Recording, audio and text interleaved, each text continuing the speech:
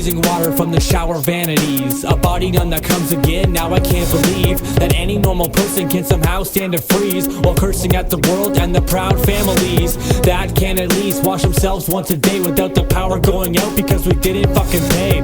Papers on the door, pinned to notify my parents while they hide it, saying kids go inside. I'm sitting in my small room hoping they will call soon, tell me it's okay, take me from this wall tomb, shivering and shaking. There's no wood to heat the house, we've been out so we sleep with woolen sheets. Lying on the top bed, staring at the cobwebs hanging so low, sometimes you will knock heads cause you're always ducking from the spiders or the shame of missing something vital like a lighter without flame.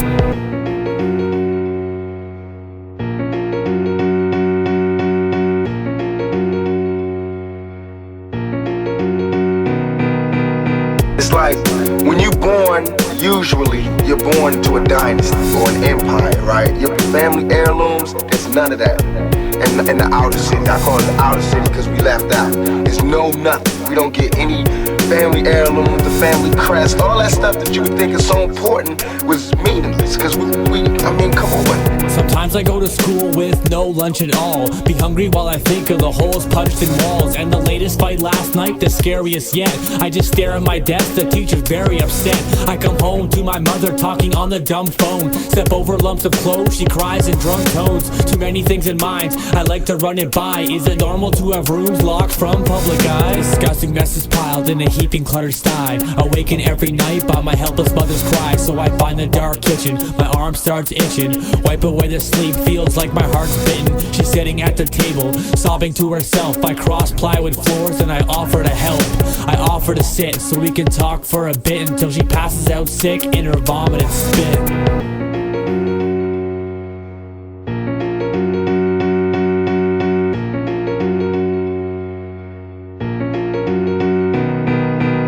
Instead of me fulfilling my prophecy, I have to start one.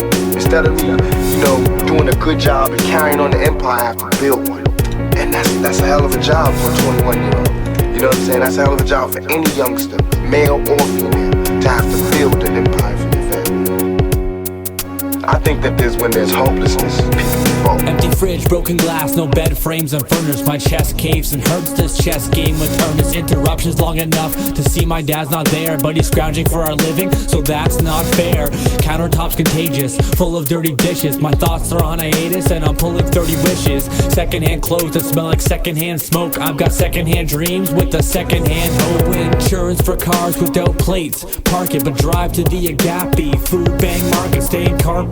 Going through the same hardship, I was torn up and ripped until my rugged pain departed. I'm tired of being tired, I'm sick of the slashes. Eggs again for supper with cigarette ashes. Toothbrush with dust, no paste that I can see, so I brush with dust particles and taste of poverty.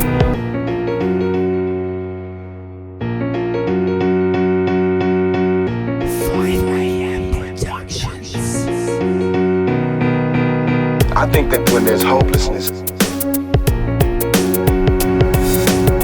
think that when there's hopelessness, people revolt. I think that when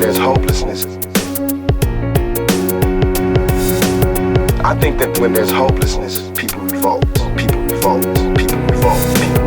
I think that when there's hopelessness,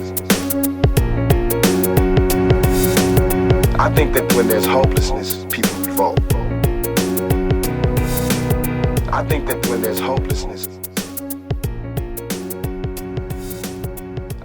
when there's hopelessness, people